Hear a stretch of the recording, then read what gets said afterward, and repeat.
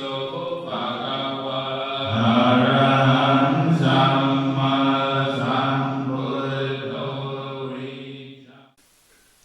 โมตัสสะภะคะวะโตอะระหะโตสัมมาสัมพุทธัสสะนะโมตัสสะภะคะวะโตอะระหะโตสัมมาสัมพุทธัสสะนะโมตัสสะภะคะวะโตอะระหะโตสัมมาสัมพุทธัสสะพุทธังธัมมังสังฆังนะมัสสามิ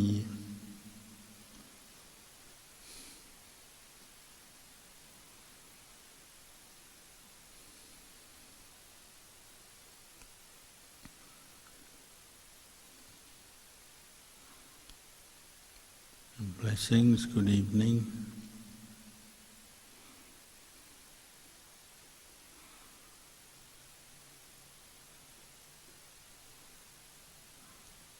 Having just entered the rains retreat, the time of year brings up the recollection of the Anatalakkhana Sutta, the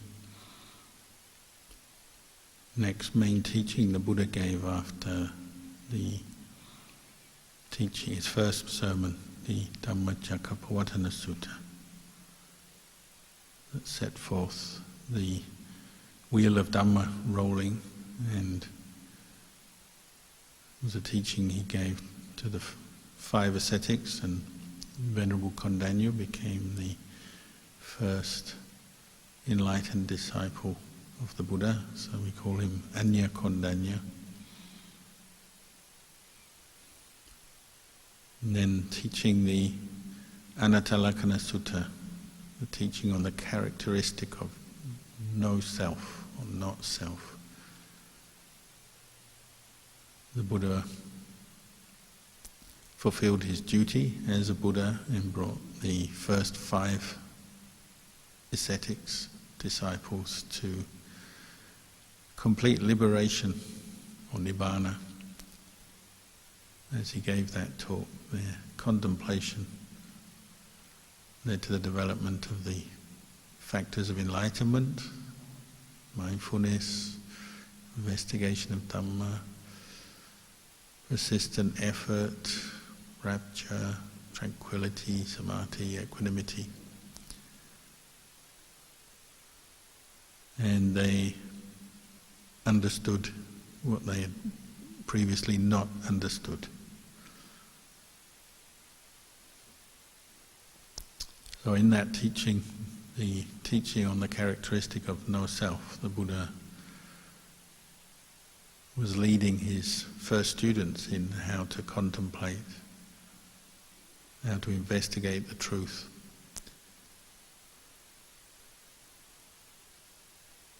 So you might say it already assumes that they had mindfulness, because the sutta is more of a discussion of investigation of the Dhamma and how to do that effectively to liberate the mind.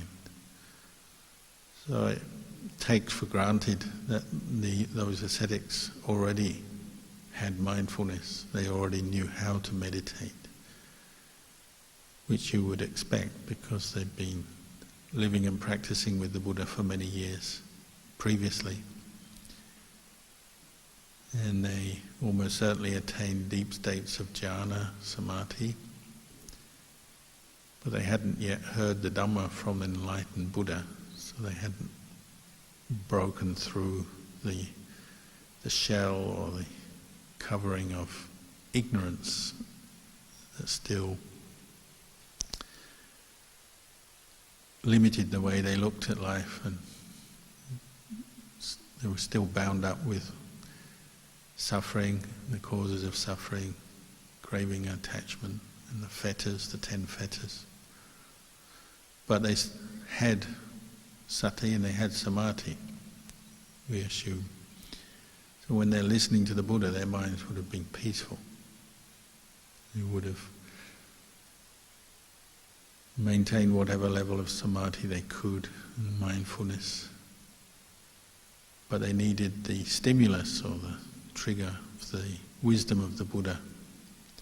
so they could direct their mindfulness to support the investigation of the Dhamma, which the Buddha gave or led them through the investigation of the 5 khandhas, or 5 aggregates, or 5 groups, which is how the Buddha described a human being, all human beings. We're made up of these 5 aggregates, or 5 groups of experience. That's form, rupa, feeling, vedana, which is the tone of experience, the pleasant, unpleasant, or neutral tone of the everything we experience with our senses. Perception, sanya, the way we remember things, the importance we give to things, the labels we put on to all the objects we experience through our senses, the categories we divide things up into, how we remember things. And the mental formation, sankhara khandha,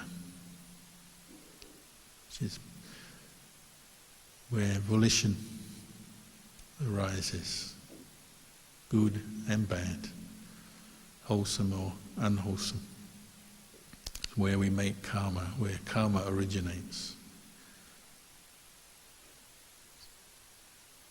And sense consciousness, you have 6 senses: eyes, ears, nose, tongue, the skin, the body, and then the mind. So sense consciousness arises when, say, the eyes, we have a healthy eye and there's light, something to be seen.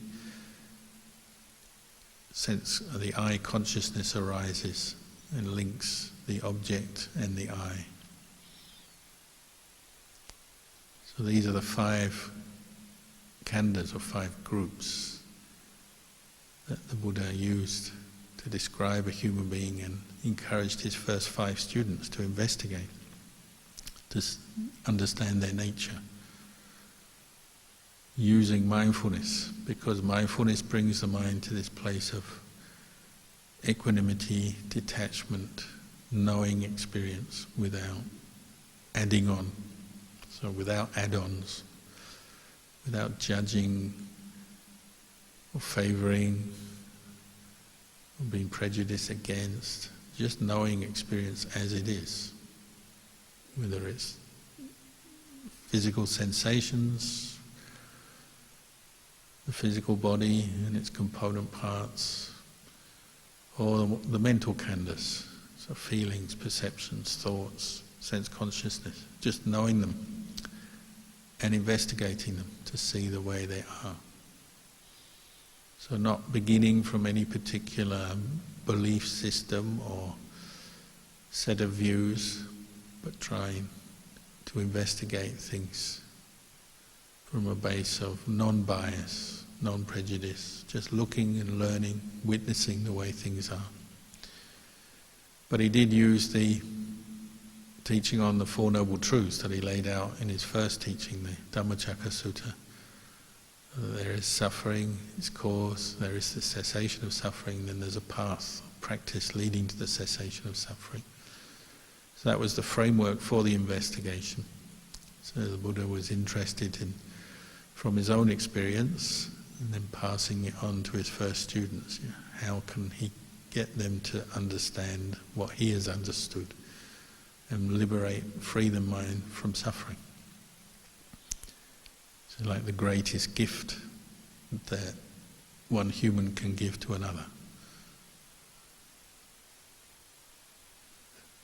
Dhammanang sabbadanang jinati. The greatest gift we can give each other is Dhamma, the truth. And there's many ways we pass on the truth to each other. One is through like a formal talk, advice, teaching on Dhamma, but words that are pointing to the truth or helping someone to get through their suffering, words of support. anything that helps one human being to understand these Four Noble Truths better, that's Dhamma. And this was the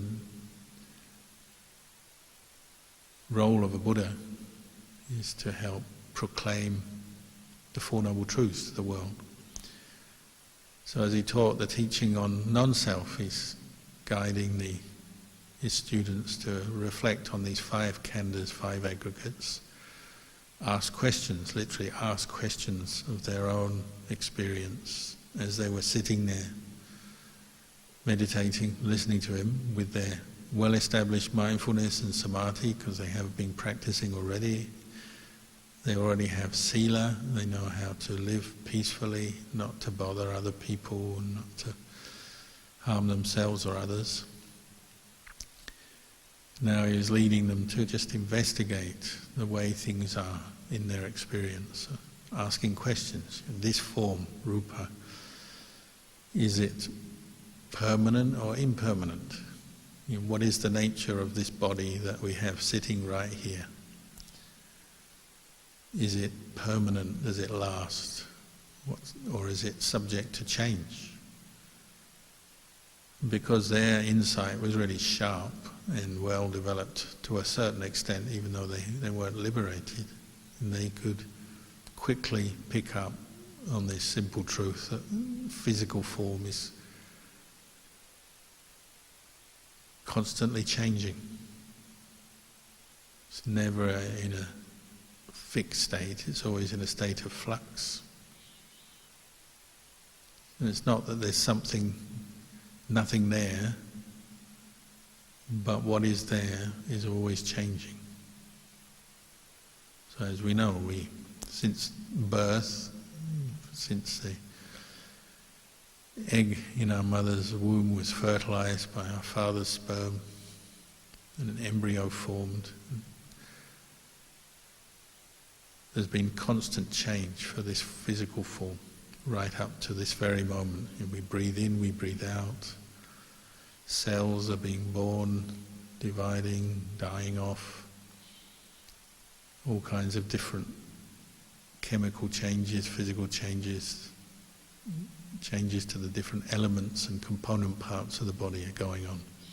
Our hair grows every day, skin flakes off every day, we go to the toilet many times a day, we eat food because we're hungry, we feel hot, we feel cold, all kinds of changes going on, and we're aging all the time.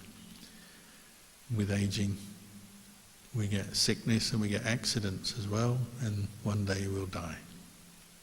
That's the nature of form. So asking this question, is it permanent or impermanent?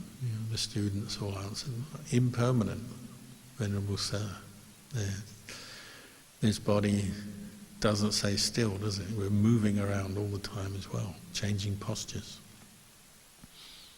These are observable truths. They're not something just that you believe in, a theory.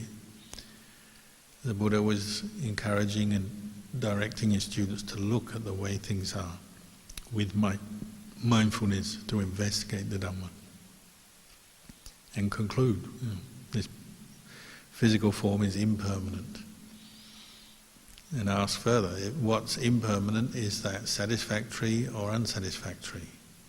Is it happiness or suffering, you could say, another way of putting it. We must be suffering. If it was happiness, this body, you wouldn't need to do anything with it. You wouldn't need to change posture or feed it, or clothe it, and protect it against accident and injury, and you wouldn't get ill, you wouldn't get old. Your body would be just how you like it, how you want it. It would look good. You wouldn't have to put makeup on or dress it up or anything. But it's not. It's unsatisfactory because it's constantly changing. And that's going on whether you like it or not. You age whether you like it or not, whether you want it or not. You age. Sometimes you get sick, sometimes it hurts. You get injury, or you just get aches and pains. So it's something that is dukkha rather than sukha. It doesn't mean to say you can't have pleasure with the body, but it doesn't last, and inherently it's dukkha, it's constantly changing and bringing us pain, discomfort. Just as you're listening to me talk, you may be wriggling around, moving around because of the dukkha of a body. Or you may be experiencing the pain or discomfort of illness or injury or old age. And we all have to face death. Nobody wants that. So this body is unsatisfactory, it's impermanent, it's unsatisfactory. Is it appropriate to call it a self? As a definition of a self, is it something that's lasting, permanent, under your control, and therefore you can make it do and be how you want, what you want? And we're always trying to do that with this body. But in fact, it doesn't cooperate, does it? It rebels, it goes its own way, it gets older when you want it to stay young, gets sick when you want it to be healthy, doesn't look so good when you want it to look good, doesn't feel so good when you want it to feel good. It never really does what you want. It does for a few moments and then off it changes again. Because it's impermanent, unsatisfactory. It's not self. Otherwise, if it was a self, you'd just command it to live forever. Even the Buddha doesn't live forever. The Buddha only lived to 80. So he wasn't free from the limitations of these 5 khandhas and the rupa khandha, this form, aggregate. This was a way the Buddha taught to investigate, to develop truth, understanding of truth, seeing, knowing the truth of the way things are, rather than coming from a place of delusion, ignorance. Because we know what that's like already. The ignorant mind is our starting point, and the ignorant mind says, this body is me, it is myself. And we get suffering from that, because we take it as a self. Believe in it as a self, want it as a self, relate to it as a self, and we're kind of always circling around that idea. So we're always suffering. And the Buddha went on to contemplate the other 4 nama khandhas, mental aggregates, mental groups of experience. So asking the same questions with feeling. Is feeling permanent or impermanent? And you don't need to go and do a research project on this, or write a PhD on it, or read a lot of books, or travel anywhere in the world to find out this sort of secret teaching. All you need to do is just sit here, establish mindfulness and watch. And what happens? You experience pleasure and then pain, and occasionally a bit of neither pleasure nor pain.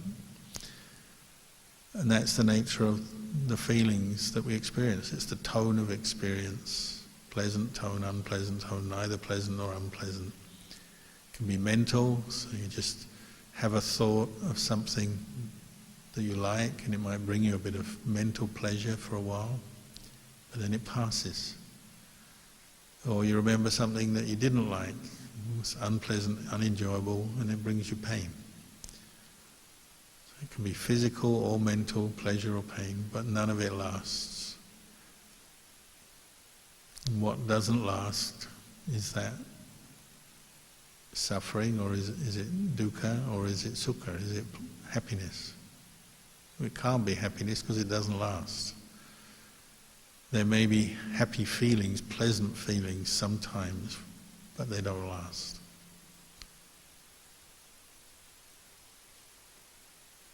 What is impermanent, unsatisfactory or dukkha, can you take that as a self?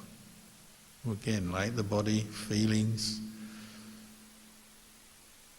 you can't control them, you can't make yourself just have pleasant feelings all the time, much as we'd like to. You can't command the feeling aggregate to do what you want. Because it's a conditioned thing. It's the nature of these 5 aggregates is there, we say, dependently arisen. They arise dependent on causes and conditions. So we try to maximize the causes and conditions for pleasure and happiness. But it's impossible because of the nature of the khandhas is impermanent. We are always being disappointed when the pleasure fades out, and then we're back to pain. Or we have intense pleasure and then it goes down to a more mundane level of pleasure and then goes to pain. We have a lot of pain and we manage to reduce that down to a small amount of pain. And then we may be able to get rid of the pain altogether and get some pleasure. But then it comes back again. That's the nature of the khandhas, the conditioned realm. They're not under our control. We can't command them, force them to be away. We can't use willpower just to say, be like this, be young, be strong, be healthy, give me pleasant feelings all the time. Again, this is not a theory or a belief, it's something to look at and observe with mindfulness through investigating the Dhamma. When the mind is calm, which is what happens when you practice mindfulness, the mind becomes more calm, more steady, experience the tranquility of samadhi, then we can really look at the changing nature of the khandhas.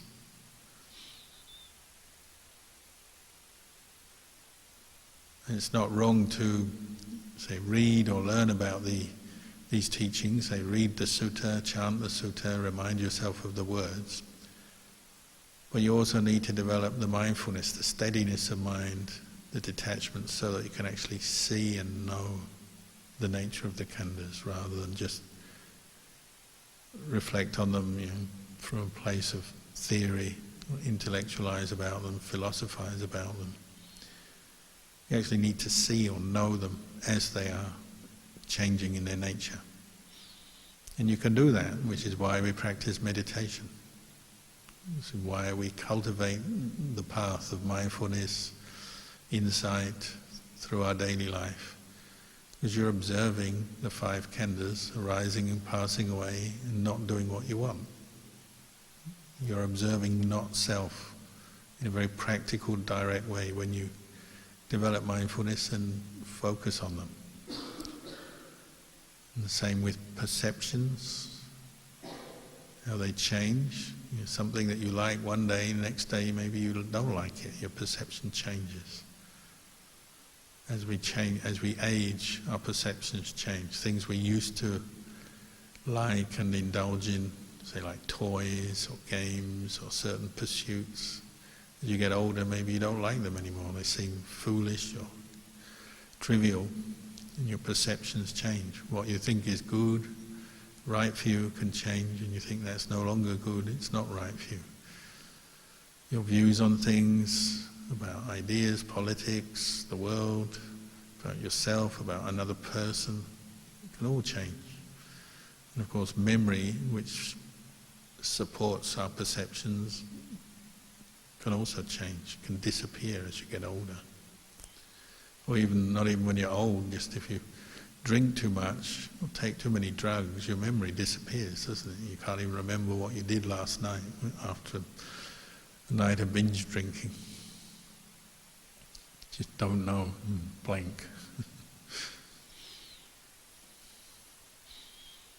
Mental formations are one of the most important areas of the khandhas to study, because again you're learning how the origin of all our happiness and suffering begins with the karmic formations, mental formations, thought formations, the volitions we have, what we think, and then the choices and decisions we make and how they affect our speech, our actions.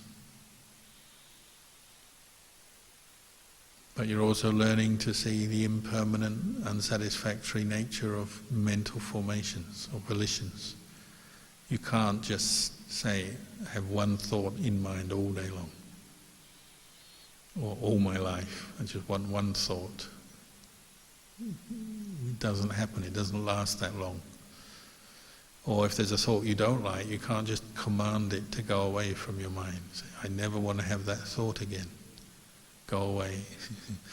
If the causes and conditions are still there, the conditioning process, this process of dependent arising is still taking place, then that thought you don't like may return. Sometimes it will return at an awkward moment when you're maybe enjoying something, but then you have a more negative thought arise, popping up out of past karma and spoils everything. Like the fly in the soup. You're just enjoying some nice pleasurable experience, but then you remember and think about something very negative, some negative aspect of it, or something completely unrelated, and all the pleasure disappears and you're back with suffering again. Your thought is very unreliable. Thoughts pop up at any moment. Ruin your concentration as you're trying to pass your driving test, or pass that exam, or get through a difficult interview, or concentrate on a certain job, or meditate, as we all know. Thoughts pop into the mind all the time. They're impermanent, unsatisfactory, not self, meaning they're coming up according to causes and conditions. They're dependently arising. And one thought leads to another thought, leads to another thought. So we call them trains of thought, like those long trains that go across the countryside in many carriages. It's one thought linked to another, and you can fill your mind with thoughts and fantasies and imagination all day long if you want. But they're dependently arising, they're not self.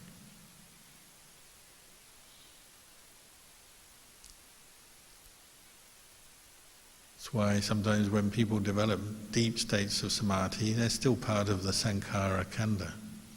They develop deep states of samadhi, they can get deluded and think, oh, now I can control my mind, this is me, I am this blissful state. And they can keep that blissful state going for maybe for many hours or days. So it can bring the delusion of a very subtle kind, self-identity, attaching to that bliss as me, myself. But still, it's a conditioned thing. It's not yet nibbana, it's not yet the unconditioned.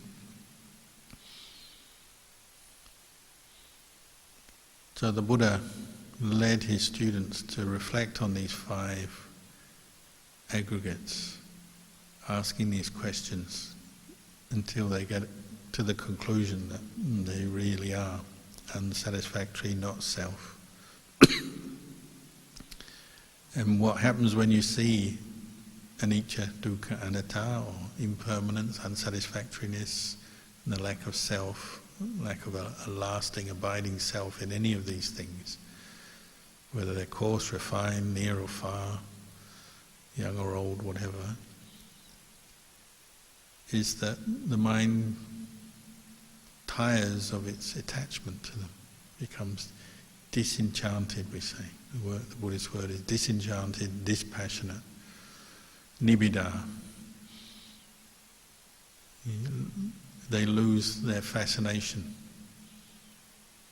the desire to identify and hold on and cling to these 5 aggregates.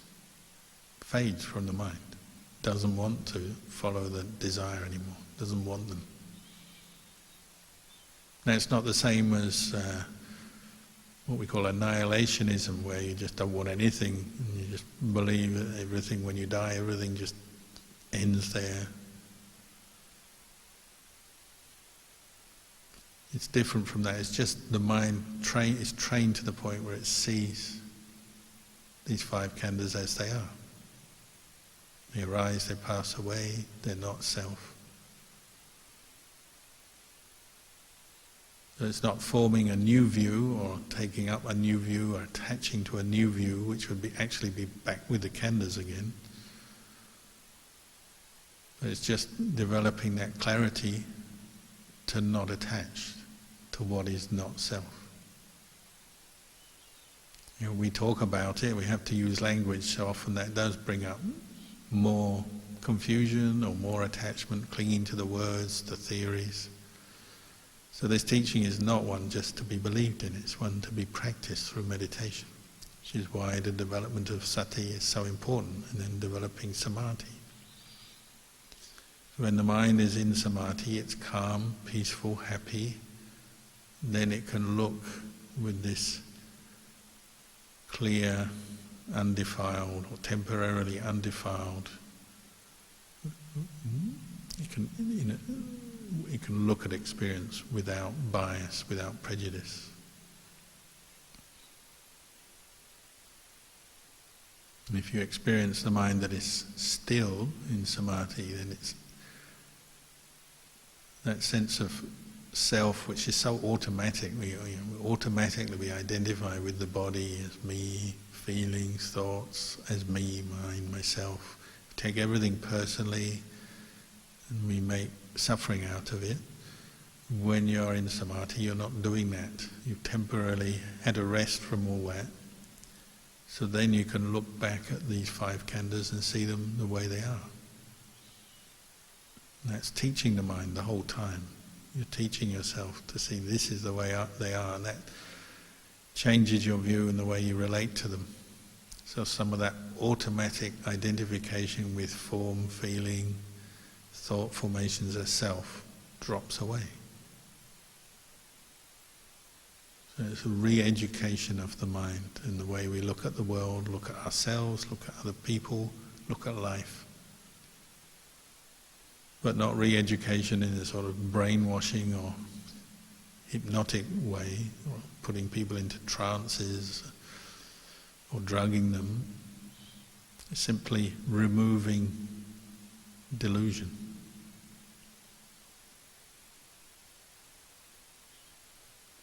So sometimes we may have some deep, profound insights into this, in the impermanent, unsatisfactory nature of the 5 khandhas and the lack of self in them may seem to drop away.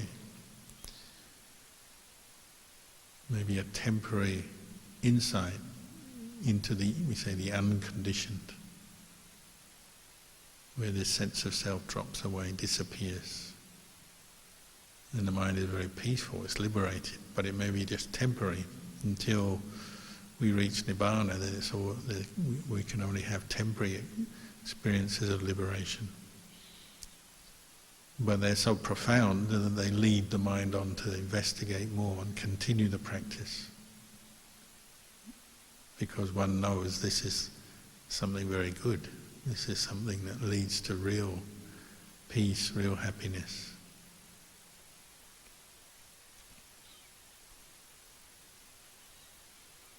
So this is the gift the Buddha was giving the world. And the greatest gift anyone can give, whether it's a Buddha or an enlightened being, a gift based on true knowledge and experience. It's not just a theory, it's not some mysterious teaching or mysterious experience that only the chosen ones can have. Anyone who practices this path has the right, has the ability to gain the same understanding. If one cultivates this noble eightfold path, sila, samadhi, panya, then the result is that one sees through the impermanent, unsatisfactory, selfless nature of the khandhas. The mind doesn't want to hold on or cling to them anymore out of ignorance. So it's breaking this cycle of dependent arising or attachment.